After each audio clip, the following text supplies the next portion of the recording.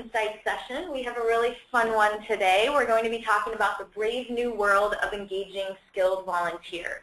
My name is Shari Tishman. I'm the Director of Engagement at VolunteerMatch, and I produce and host this webinar series every month. This series is really a way for us to bring our friends and partners, such as LinkedIn, to you guys to talk about big picture issues and trends in nonprofit technology and volunteer engagement. Today's session, we're going to be focusing on the brave new world of engaging skilled volunteers. We're going to talk about general best practices and strategies for how to do that, and also the cool partnership between VolunteerMatch and LinkedIn and how to best take advantage of that. A few logistics before I introduce our other speaker today. We are recording this session, and we are going to send you an email within the next couple of days with links to that recording on YouTube as well as the slide deck. So don't worry about getting everything down right now or taking really good notes, because you'll be able to access it later and share it with friends and coworkers. If you have questions during the session, you can input them into that chat box at the bottom right of your screen, or you can use Twitter with the hashtag VMLearn. And we also would love for you to post on Twitter using that hashtag any thoughts or ideas or impressions that you have during the session. We definitely want that to be an extension of this conversation. For the most part, we're going to save our questions until the end, but we will try and get to all of them before the end of the hour. And I believe that's it. So I'm going to introduce our other speaker, Allison. Allison Dorsey is the Social Impact Manager at LinkedIn. She supports LinkedIn members to connect with nonprofit opportunities and to represent their service as part of their online professional identity. So that cool volunteering experience and causes section on your profile, if you haven't filled that out yet, you totally should. And Allison works on all of that stuff. She also leads LinkedIn's Veterans Initiative and works with nonprofits to help them leverage LinkedIn to build their brands and to identify talent. Previously, she worked with Social Ventures in North Carolina on early business development and recruitment. So Allison, welcome, and we're so excited that you're actually here in the VolunteerMatch office with us today. Thank you. That's a treat. Usually we're talking to someone, across the country or whatever. So yeah, it's so fun to be at VolunteerMatch, and this is our biggest and most important partnership that we want to talk about today. And so I'm so excited to be able to share it with more nonprofits. Wonderful. Okay, so we're going to get started. First I want to go through the agenda with you. So I'm going to speak first about why skilled volunteering is so important for nonprofit organizations and some strategies for preparing your organization and your program for engaging with skilled volunteers. And then Allison is going to talk about how LinkedIn can help you connect with these skilled volunteers, and she'll walk you through some of the strategies and steps for that, and you can learn a little bit more about that whole process. And then we'll very quickly go through some of the key elements of working with skilled volunteers, how to make sure that you're setting the projects, the volunteers, and your organization up for success there, and then we'll have some Q&A. So let's get started.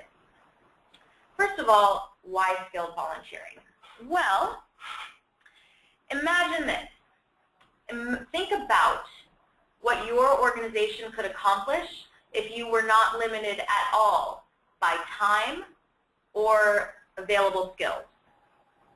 I mean, that's kind of an unbelievable thing to imagine. It might be hard for those of us that have been in the nonprofit sector for a while to think about that, but that's what the potential of skilled volunteering is. It's a way to focus on increasing the impact that your organization can have despite any limitations you might have with resources. So, kind of let your imagination run wild for a second there, because it's pretty exciting. And one of the more concrete ways that engaging skilled volunteers can help you strategically is by enabling you to bring in the busier people in our world and get them more engaged. So, for example, busy professionals, folks that might work longer hours or might be more focused on career, this is a way to draw them in, attract them to your cause and the work that you're doing in a way that feels very personal to them. And then the folks that are already involved with you, current volunteers or whatever, engaging them in terms of the skills they might have to contribute is a way to get them even more engaged. For example, convert them into donors or board members, a way that they can support your organization on a higher level. So thinking about engaging volunteers in terms of skills they can contribute is a way to do this. So how do you prepare for engaging skilled volunteers? We're going to go through 4 key steps here. And I want to give you a disclaimer that a lot of the strategies that I'm communicating to you here today are from our Engaging Pro Bono and Skilled Volunteers webinar that we host once a quarter at VolunteerMatch from our Learning Center. And I'll talk to you a little bit more about that. But we have a program that really helps train you for all of these things as well. So make the case internally. So it may be tough. You may realize that in your organization, people, your staff members, your colleagues, don't necessarily understand why engaging skilled volunteers would be a good thing. They may think you don't really need it, or why can't you just cover that on your own, or why do we need to think about specific skills? Let's just get all the volunteers we can handle and deal with it later. So you need to create support and garner support within your organization first, and I promise you that the entire process will become much easier. So first of all, identify stakeholders and champions in your organization. This means the people that are going to be impacted directly by these skilled volunteers. So for example, if you're engaging like a data nerd to look at the donation information from the last 5 years, well, your fundraising department is a direct stakeholder in that project. They are going to be able to become a champion for you. You also may identify current leaders and board members in your organization that understand it, they get it. So enlist them directly for your cause. Get them to help you make the case to everyone else. You don't have to do this alone. You don't have to go it alone. Second, communicate the potential benefits of this. So you want to use both numbers and stories for this and really make people understand why it's going to make such a difference. And you might even want to start out with the question that I asked you back here. Imagine what we could do. Choose one of the stretch goals that your organization has been trying to reach or never could even think they could reach. And say, if we engage the right skilled volunteers, we could do this year. And we wouldn't have to use any, a significant portion of our budget for it. We wouldn't have to run a whole capital campaign. So that's pretty powerful. So make sure that you make the case internally by finding stakeholders and champions that can help you convince the right people, and that you communicate the potential benefits so that people really understand the why for this project. Next step, define your needs. All right? So what is it that you actually need done? Be as specific as possible here, right? Don't just say, oh, we need someone to analyze donation information for the past 5 years. What exactly are you looking to have done? What's the goal? What's the end deliverable, the end result, and all that? And then think strategically about who you're looking for, all right? The most critical piece of engaging skilled volunteers is making sure that you're actually looking for the right person, because in this case, what skills do you need? What sort of commitment do you need them to make? What kind of team member should they be? What kind of experience do they need to have? These are all really important questions. You should build a profile or a persona of your ideal volunteer before you ever start recruiting. You should have a clear picture in your head so that when someone indicates interest, you know whether they fit what you're looking for or not. It really makes the process simpler and will make it more successful, and you won't waste your time and you won't waste the potential volunteer's time when it's not the right fit. All right, next step. All right, next is designing your project. And yes, this should for the most part, happen before you ever start recruiting. So what should you do to design a successful project? And I will say that a great resource for thinking about this is Taproot Foundation's Powered by Pro Bono book and resource on their website. They have a great kind of step-by-step process for thinking through all of these details. So I definitely recommend that, and I know LinkedIn has some resources as well, and Allison can tell us about those too. So a successful project should be measurable. That means that you identify what you're trying to do and what success means in a measurable way. So we want to increase the donor retention of donors that have given more than $100 in the past 3 years by 10%. All right. So that's something that a skilled data and fundraising volunteer could really work towards. And it also helps with benchmarking the progress of the project and all that. So it should be measurable. Also, the project should enable a certain amount of autonomy. A skilled volunteer is probably also a busy person, or at least they, are very dedicated and experienced, and the project should enable them to have a certain amount of ownership over it. We found that these projects are often the most successful because the volunteer is most dedicated, and also, frankly, it helps you kind of stay out of things, not micromanage, that kind of. We'll talk more about that towards the end of the session. Finally, and this is related to the first two, but make sure that your expectations are very clear, all right? This means in terms of time commitment, in terms of deliverables, in terms of communication process, in terms of approval process, and all that. And then we recommend, especially if it's your first time engaging skilled volunteers in this way, that you start small. So yes, you want to go for those big stretch goals, but maybe break it up into pieces, or think about a smaller goal that you can kind of, I don't want to say fail small or fail fast, but because you're not necessarily going to fail, but think of something that can provide proof of concept for this whole skilled volunteering thing at your organization, something that you can, maybe accomplish within a set amount of time and show to other folks how successful you were and how much of a difference a skilled volunteer can make. So maybe think of a project that isn't quite so far-reaching that you can handle within your own department, at least for the first time. All right. The next step, and this is a pretty critical one, and it's one that's often overlooked, is before you bring skilled volunteers onto your organization's team, you need to prepare your staff members, all right? And you are not the only person that needs to be able to work with these volunteers. So you need to train relevant staff people on how to work with these skilled folks, on the expectations that have been set up, on the approval process, the supervision hierarchy, and all that. Also, you need to manage their expectations about what's going to be accomplished during this process, and that this volunteer is there not to be a full-time member of the team, but to focus just on this one, one project.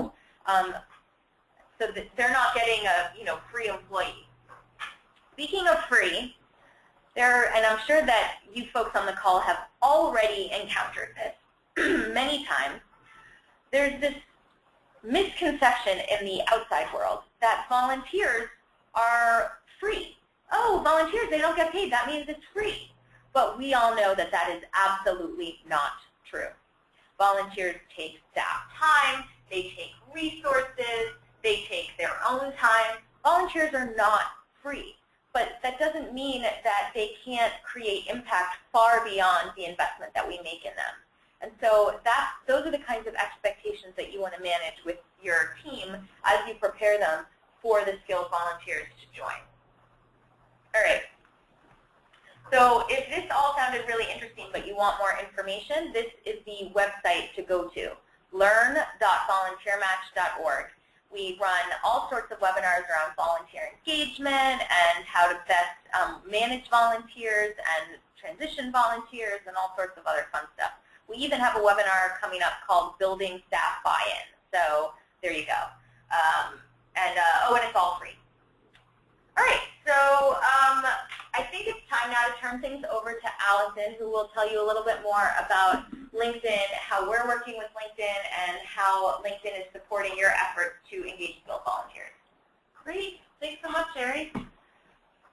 So I'm going to start at the beginning of LinkedIn. I think it's helpful just to do the basics first and then dive into the volunteer marketplace on LinkedIn and how we work with VolunteerMatch to have your opportunities appear there in front of LinkedIn members. So starting at the beginning, LinkedIn is the world's largest online professional network, and we now have 332 million members around the world.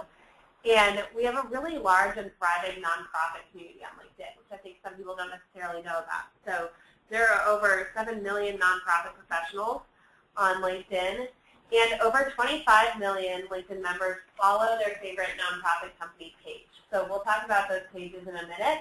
There's a big opportunity to engage professionals as supporters for LinkedIn. And then we know that LinkedIn has a lot of members, but who are the ones we're really talking about here today? Those are the ones who want to volunteer with their skills for your nonprofit. We recently offered members the option to answer the question on their profiles of how they'd like to donate their time and talent. And 3 million members so far have answered that question, saying that they're interested in skilled volunteering. So that's 3 million people who have actively added to their professional identity on LinkedIn and told their networks that they want to volunteer their skills. So there's a huge and growing pool of potential volunteers for you on LinkedIn, and you can access that pool through VolunteerMatch. We're going to talk about recruiting those professionals, but first, I'd love to start with a few steps you can take today to put your best foot forward on LinkedIn. So first is creating a strong and complete personal profile. Second is building your own individual network. And then third is creating a strong company page. Your LinkedIn profile is your professional identity online. So it also links to all of your other activity on LinkedIn. So for you to represent your nonprofit really well, you also want to set up your own account well, since they always tie together. So a few tips for your profile. First, add a photo.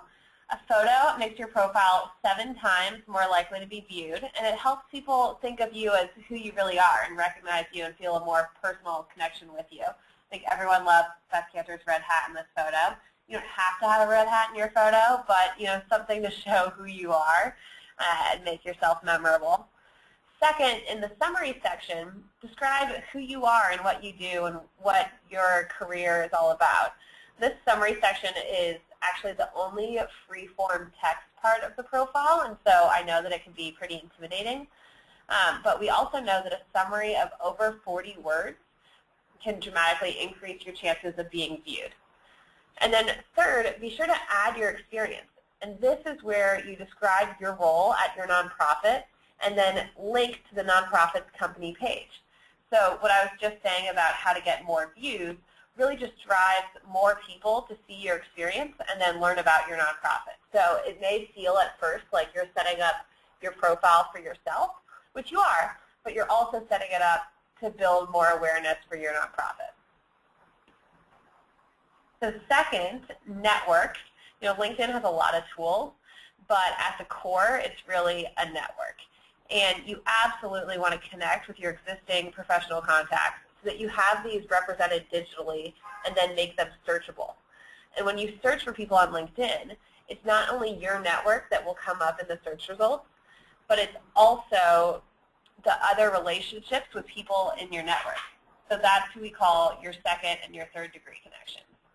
So your first degree connections are the people you connect with directly. Your second degree connections are when you have a shared connection. And then your third degree connections are ones removed from second degree, so they're your shared connection. So it's not just your network when you searched, it's also your second and your third degree network coming up in results, allowing you to go beyond your immediate network. So that's why it's important for you to grow your immediate network on LinkedIn so you can see into their network. So just to understand this a little bit better, I'm trying to think of the best example, but if you are in a team meeting and you're discussing your annual report and someone in the meeting says, they'd really like to have a volunteer graphic designer help with that report, and you're wondering if there's anyone you can know who could help with it, and no one really comes to mind. But then you say, hey, why don't we all search on LinkedIn right now for graphic designers who want to volunteer and see who comes back in search results. What you might find is that it's not someone you have a personal relationship with who comes back in your search results, but it's actually your neighbor's connection who does, and then you could go tell your neighbor, hey, I see that Jim is a graphic designer who wants to help out. Can you introduce me to Jim? So it just lets you really break into a much larger community of the people that your existing network is connected to. So the third step is building or improving your company page. So company pages give you the opportunity to tell your nonprofit story, to highlight your mission and your programs, and share volunteer opportunities and relevant announcements with the LinkedIn community. And it also provides an easy and manageable way to track followers' engagement. So you want to build up your brand there and have a lot of people follow your page. And so before creating your company page, really envision what your company page could be. Similar to your profile, this is your organization's face in the LinkedIn world. And you want to think creatively about how to capture the spirit of your organization and then communicate that to others. And some organizations use their company page as a static set of information, and that's one way of approaching it. Others use it to tell stories and share updates really frequently. That helps keep followers more engaged. But really, you should think of a company page as the organizational equivalent of your profile. So on LinkedIn, people have profiles, and organizations have company pages. So you wouldn't want to set up a profile for your nonprofit. Instead, you would set up a company page for your nonprofit. I'm happy to answer any questions on that because I think sometimes we all get tripped up on pages versus profiles. So we could talk more about that anytime. But now I'm excited to move on to the volunteer marketplace. Now that we've talked about some LinkedIn building blocks, we'll get to the main point here, which is skilled volunteer recruitment. Earlier this year, in partnership with VolunteerMatch, LinkedIn launched the Volunteer Marketplace, which is a place for nonprofits to recruit skilled volunteers and board members through LinkedIn job postings. And the really exciting part is that many of you are already using this tool thanks to VolunteerMatch. So at LinkedIn, we know that we have a huge pool of professionals looking to volunteer their time and talent. And we also know that many of you are already listing your volunteer positions on VolunteerMatch. So we partnered together to be sure that LinkedIn members will see your volunteer opportunities that are already on VolunteerMatch. To ensure that your listings appear on LinkedIn, you'll need to select standardized skills. So you can see in this image here from VolunteerMatch's posting experience that you have the option of stating if your role requires skills and then selecting those skills. Sorry for the delay on moving that over. Okay, now you can see any specific skills. Sorry about that, guys. So once you're looking at your posting experience, it'll ask, are there specific skills you need? And you can say yes, and then start checking off those skills. So once you've done that, your posting will be kind of marked in the system to appear on LinkedIn. So that's how you signal to LinkedIn and VolunteerMatch that you want your posting to repost on LinkedIn. And then you can also connect your LinkedIn company page to your VolunteerMatch account within the Manage Organization part of your account. So adding your company page really means that all of your postings, once they're on LinkedIn, will tie to your own brand through your company page. So those volunteer positions, when they show up on LinkedIn, will have your logo and then a link to your company page. And I'm going to jump in here actually because this is an element of the partnership that I think is kind of confusing for a lot of people, and so I want to make sure that it's clear. No matter what, your skilled volunteering opportunities are going to be on LinkedIn, but they will only be associated with your organization's company page if you take that second step and put in that URL in your organization's profile on VolunteerMatch. Otherwise, that volunteer opportunity is going to show up on VolunteerMatch's company page. So yeah, I'll skip down a couple slides so you can see how this looks. here are a couple volunteer positions that are live on LinkedIn. And you can see they came from VolunteerMatch, but they're actually with other organizations. So the VolunteerMatch logo is kind of the default to show up there. So if you want your posting to show up with your logo, you need to put your LinkedIn company page link into your VolunteerMatch account. Does that make sense? Yeah. So once you've posted your opportunity on VolunteerMatch and it's reposted onto LinkedIn, professionals across the country start seeing them. And they can visit volunteer.linkedin.com to search directly for posts like yours. And they'll also see them come up in their job recommendations that you as LinkedIn members probably get from us, everyone gets from us. And so those job recommendations you can see on the right side of the screen now include both jobs and volunteer positions. So right alongside, social media consultant roles, they'll also see your organization's volunteer opportunity calling for them. And then finally, we send emails specifically to those 3 million professionals that I mentioned earlier who are the LinkedIn members who are most eager to volunteer. They get an extra opportunity to see your postings through the email that you can see on the left side of the screen, which says Find Volunteer Opportunities That Play to Your Skills.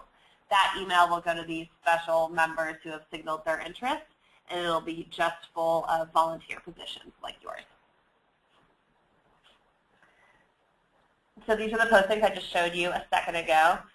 Once a professional sees your opportunity in an email or a LinkedIn search like we were just talking about, they will click to apply, so this little yellow box area, apply on company website, and we'll send them over to VolunteerMatch. And so when they click that button, they end up on the same posting on VolunteerMatch, and they apply there on VolunteerMatch. So you will only need to be on VolunteerMatch to collect all of your applicants from both sites. So your whole experience is on VolunteerMatch. You're posting the opportunity there, and you're receiving your applicants there. We're just doing a little extra work on the back end to make sure it gets sent around the LinkedIn network and then sent on back to you. But the whole time you are on VolunteerMatch. And that's how the LinkedIn integration works. So I'm going to pass it back over to Sherry to talk more about what you do once you get all of these applications on VolunteerMatch. Yeah, so this is, it's tough to overstate how exciting this partnership is because basically we've got VolunteerMatch where we're working with all these nonprofits. You guys are posting your volunteer opportunities, and now this basically gives your skilled volunteer opportunities a boost where you're suddenly visible to over 300 million skilled professionals. It's ridiculous how awesome it is for you guys to be automatically, have your listings in the LinkedIn network on the LinkedIn volunteer marketplace. So it's really exciting, and we just love it. So moving forward, we're going to talk for the next maybe 5 to 10 minutes about some strategies for setting up your skilled volunteering program for success once you actually recruit them. And then we're going to have a ton of time for questions. So we'll be able to take everyone's questions. All right. So the 3 steps we're going to go through right now are screening. So once a skilled volunteer indicates interest, whether they came to you through the syndicated listing on LinkedIn or through VolunteerMatch, you will get the notification on VolunteerMatch. And at that point, you may want to do some screening to make sure that they're the right fit.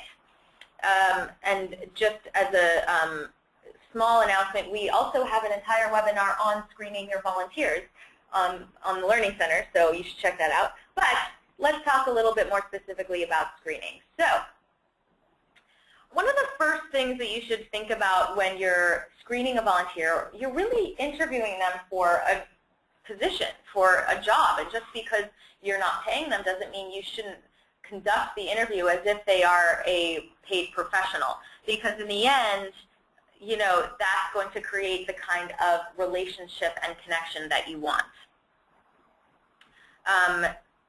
So treat the interview as if you're paying them. And that doesn't just mean what you expect to get from them. It means treating them with the respect that they deserve as a skilled professional.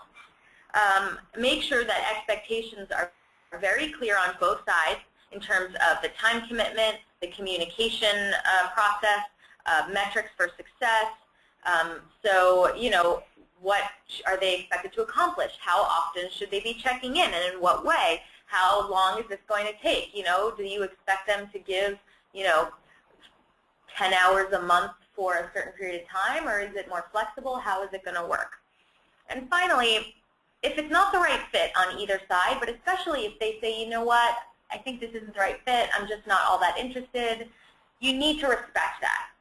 Sometimes, in fundraising and stuff, it says, oh, no just means no right now, but in this case, you need to respect the no and move on to your next potential volunteer. Don't force the issue, because that's not going to create a good volunteer nonprofit relationship no matter what you do. All right, the next step is onboarding, so bringing the volunteers onto your team. I highly recommend that you use a letter of agreement or an MOU, or Memorandum of Understanding. And what this does is it just lays everything that we just talked about out there so that there's no confusion about what officially is a person's role. It's not a contract, obviously, but it really just makes everyone feel a little bit more secure, a little bit more comfortable when everything is in writing. And they can sign it, you can sign it, but really just having a document that states everything actually goes a long way to making everyone feel more comfortable and happier and being able to focus on what really matters, which is the work. Second, set up a system and process for regular check-ins and evaluations. It doesn't necessarily mean that you're going to be evaluating them, but you are evaluating their work so that you can provide feedback and make sure that things stay on track. And there should be regular two-way communication between you guys. So whether they're a virtual volunteer and they don't come into the office, you can communicate with them digitally or over the phone. Or if they do come into the office, make sure that you set up regular meetings. Finally, give them a full orientation to your organization, as if they were coming on as a full-time staff member. Make them feel a part of your team. So, mission, vision, values, and then talk about how you track your impact. Have them come to your events. Again, make them feel a part of your team. The other elements to this are try to give them ownership over the project. And we talked a little bit about this when we talked about designing a good project and making it more autonomous. Make sure they understand that their skills and experience are valuable for this project, and don't micromanage them. Let them have their head and see what they can accomplish. That's what your check-ins are for. All right, and finally, beyond the screening and the onboarding. So make sure that you not only track the impact that this volunteer is having, but that you show them and show other people what a difference they're making for your organization and your cause. So, whether that's using charts and graphs or storytelling or whatever it is, make sure they know in a real tangible way the difference that they're making for your organization and for the cause and for the community. Also, show appreciation. Say thank you. Smile at them. Give them little gifts. Invite them to parties. Really make sure they understand how much you appreciate their work, because that's not always clear, and it's a huge oversight and can really impact a relationship between a volunteer and a nonprofit. And a great way to show appreciation is actually to cultivate them as a leader. They may at some point indicate that they're ready for more responsibility or to become more of a leader within your volunteer program. Give it to them. Let them be more of a leader. Give them more responsibility. Let's just to go with our previous example, if you bring them on as a data person to do some like a data analysis project for you, and they want to maybe start a more long-term project that they would run, and bring in a couple other people to help them, colleagues that they know would be interested in it. Absolutely, and the best part is they're running the show, and it doesn't create all that much extra work for you, because their expertise and their passion are being applied to making your organization even more impactful. So cultivating a volunteer as a leader is not only a great way to show appreciation, but it's a great way to strengthen and continue the connection with your organization. All right, so that's basically it. And as I said, please do check out our Learning Center so that you can see some of the other resources that we have. And if you go to volunteer.linkedin.com, they also will have links for you to learn more about what's going on with the volunteer marketplace and nonprofits on LinkedIn and all that. So now we're going to turn to the Q&A portion of the session. So I'm going to, we're going to start looking at all of the questions that have already been submitted so that we can address them all. So that resource that I spoke to you about regarding engaging skilled and pro bono volunteers was from the Taproot Foundation, and it's called Powered by Pro Bono.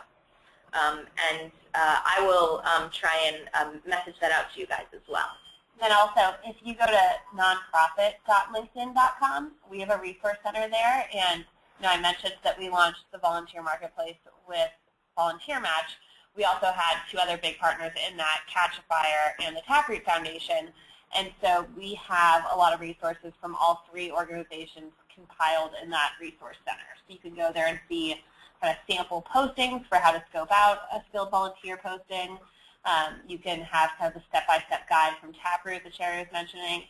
So a lot of those resources are pooled together on nonprofit.linkedin.com.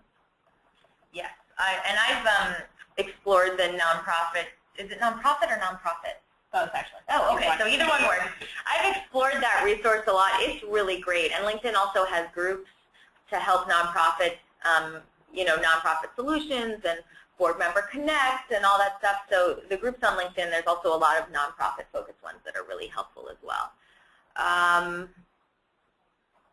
So here's something for you, Allison. Let's say that a nonprofit wanted to proactively search for skilled volunteers on LinkedIn. How would that work? Yeah.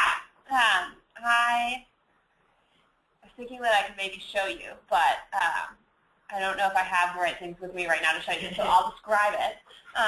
And you can also get to this link through nonprofit.linkedin.com. But on LinkedIn search, there is a search facet for nonprofit interests.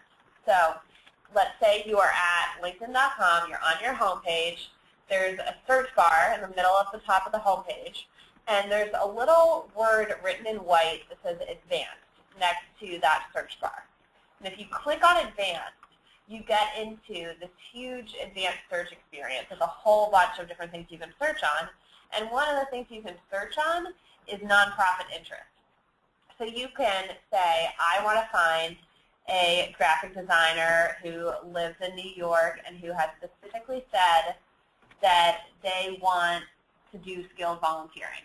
And so then your search results will come back, and they'll be ordered in the order of connection to you. So like we were talking about before, you'll see the people you know directly who are graphic designers in your area who want to volunteer. Then you'll see your second-degree connections who can meet that criteria as well, and you can reach out to through your mutual friend.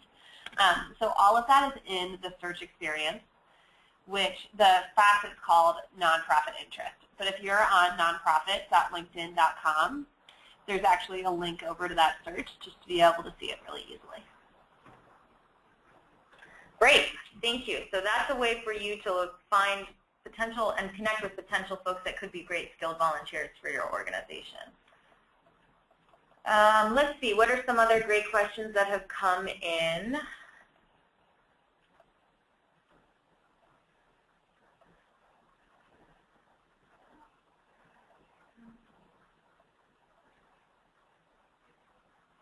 So there was one question about the typical application rate for volunteer listings on VolunteerMatch and LinkedIn. I don't have exact numbers in front of me, and they do tend to shift depending on the type of posting that you put up. But I would say that on average, postings on VolunteerMatch get at minimum 3, and then as many as dozens of volunteer applications. And for skilled, I mean, what you want are fewer interested people that are a better fit.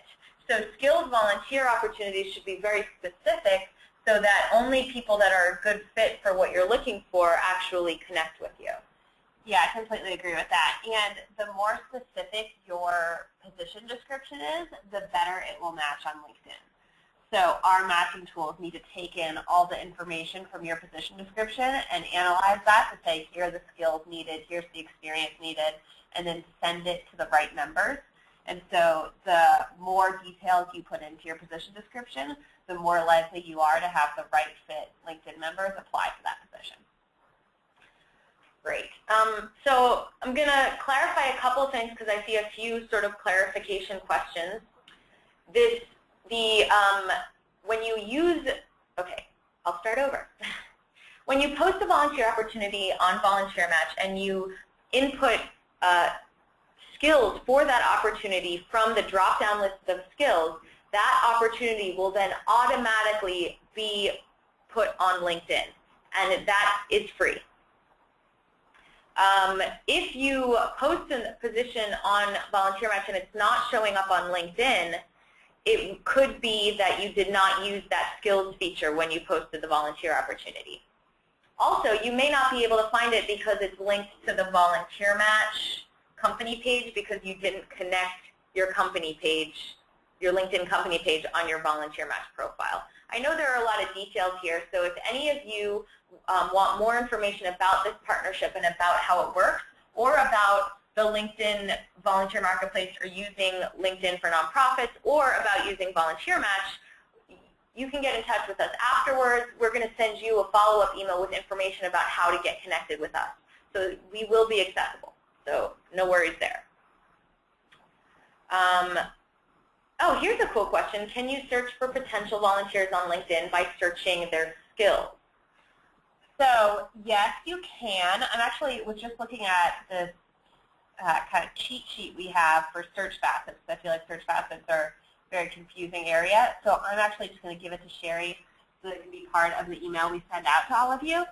So but to answer the skill question, the best way to search for someone based on their skills is through keywords. So when you're in the advanced search, there's the option to look for someone based on keywords, based on their name, their title, their company, their industries. There are a lot of options. Keywords are the best one for you to use, though, to find someone based on skills. So in that example I was using for a graphic designer in New York who wants to volunteer, you would just put graphic design in the keyword search section. Great. So here's another question that I think is really interesting, and I certainly have a perspective on it, but I think that, Allison, you could add some interesting perspective as well, since LinkedIn is a professional network, so you kind of work with that mentality all the time. When I was talking earlier about how no means no, and you have to respect that, and if they say no, respect that, someone asked a question about, well, what if they want to volunteer, but we want to say no? Yeah. So what, keeping in mind that these folks are very skilled and experienced, but if it's not the right fit, what's the best way for a nonprofit professional to communicate that without, completely burning that bridge? Yeah, we get this question a lot, and I think it's a really important one because you want to consider this person a job candidate, and you want to be able to evaluate them the way you would someone who's applying for a job at your nonprofit, and that means you need to turn down some people. And you might get a lot of applicants. And so if you get 20 applicants for one role, you need to turn down either 19 or 20 of them. So it's a problem that comes up frequently. So I think the best thing to do is to have a fallback engagement option. So if you are about to turn down someone for a volunteer opportunity, but you still want them to support your organization, you can say, thank you so much for your interest. This isn't the right fit for this position, but we have this event coming up. We'd love for you to come, and we can talk more there. Or, but we have our LinkedIn nonprofit company page where we're constantly posting more updates. Please follow the page to stay engaged. So give them a way to stay involved, if it's through events, through a newsletter, through your company page, any way to do it so they know it's not a rejection where you don't want to see them ever again. We actually had a really great example of this where the Red Cross was recruiting board members for their Silicon Valley chapter. And it's a big brand, so they got a lot of applicants. And two of the candidates were really good fits for the board, so they continued talking with them about the board. They also had another, I'm going to say like 4 candidates for the board who were really good fits to lead blood drives. And so they sent them the packet of how to lead blood drives at their companies. And then they still had another 20 or so applicants, and so they sent them kind of the standard engagement information, like please follow us on Twitter, please follow our company page, here are upcoming Red Cross events in your area, please stay involved in the community, so that it didn't feel like a rejection. It just felt like someone saying, this isn't the right fit, we hope that there'll be future better fits.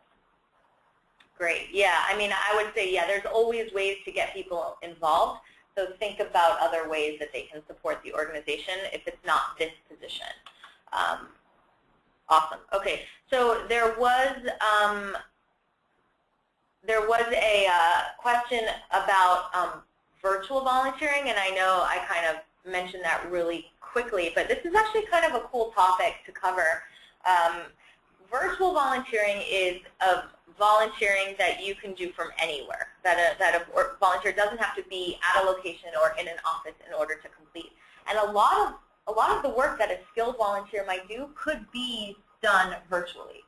And it doesn't necessarily mean online volunteering, although that's a big and growing category of virtual volunteering these days. But for example, my favorite example to use of not online but virtual volunteering is knitting. There are organizations that enlist volunteers to knit sweaters for animals that have been caught in oil spills because it helps them stay alive. And that is a skill. Knitting is a skill, and you know, you can do it from anywhere and send the sweaters in. So that's my favorite. But I think with virtual volunteering enables you even more to think outside the box about what skills could be useful and how busy people could help your organization using those skills no matter what. Another great example would be social media. Enlisting, and this is a great one for young supporters as well, enlisting folks to be social media champions for your organization, talk up the cause, get more support, and all you really need to provide them with is some training and some, you know, materials that they can use to get the word out to their network. So that's a really good one. Allison, do you have any thoughts on virtual when it comes to the skills? When you were talking about this, I was just thinking that one of the groups that's most strong in this category is political campaigns, that they always have a way where you can sign up to do phone calls, and they just send you a list of people to call, and you can do it from your office or your home or wherever you happen to be. So that's one way. I also, on the social media topic, we frequently get questions about nonprofit groups. So you've started a group for your community and it's not very active, and you're wondering how to make it more active. And one of the best ways to make your group more active is to distribute the responsibility of activating it. So if I'm talking to my group every day, they're not going to be that excited to hear from me anymore, so the response rate is going to go down. But if I have 10 volunteers who each agree to post into the group once a day, then the response rate goes up because each of us has a different style. Maybe someone posts questions and someone posts graphs and someone posts videos. And so we're more likely to reach a diverse group of people because that's distributed. But those people don't have to be in front of me. They can be at their jobs and just log into LinkedIn and post to your group. So it's a great way to give really small tasks to people who might not have enough time to come to your office, but still want to contribute. Awesome. Yeah. Yeah, that's a great point. Okay, so I think we're pretty much through most of the questions that we can address on this session. And if you have more follow-up questions, like I said, we'll be emailing you with links to the video recording as well as the slide deck, and there'll be ways to get in touch with us to ask more questions. And so please do so. Is there anything, Allison, that you want to kind of just wrap up with before we finish the session? Hi, I guess I would just emphasize that I think the most exciting thing about this partnership is that you're already doing it. You know, you are already recruiting volunteers on VolunteerMatch, and we already have a giant pool of professionals who are looking to volunteer.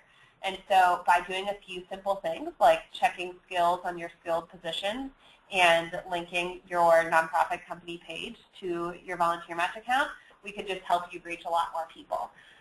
And so I love this partnership because it seems like our mutual bosses like to call it chocolate and peanut butter, which I think is great. Like, it's this perfect combination, and they're both great on their own, and they're even better together. So I'm so happy to be able to talk with all of you today about this work because we're thrilled to be seeing your postings on LinkedIn. Great. Yeah, I mean, it's really just connecting dots is really what this is, and connecting dots for all of you as well. So before we end, I want to just let you know about another upcoming webinar that we're doing in the Nonprofit Insight series. Our friends from MediaCause are going to be joining us to talk about how the Google Ad Grants program can help you with your volunteer recruitment. And this is cool because if you don't know about the Ad Grants program, it basically is a program by Google to give you like $10,000 a month worth of free advertising on the Google network. So, and any nonprofit can do it. So you'll learn about that, and you'll learn about how that can help you out. And so you can go on to learn.volunteermatch.org soon. It's not up yet, but check back, and the registration link will be up there. But again, Allison, thank you so much for joining us. This was great, and I know that a lot of people learned a lot more about the partnership and how it can help them. And hopefully you'll all be posting lots of skilled volunteer opportunities and connecting with all of the amazing people that are on the LinkedIn network. And we hope to see you next month at the next Nonprofit Insight session. So thank you, everyone. Thank you.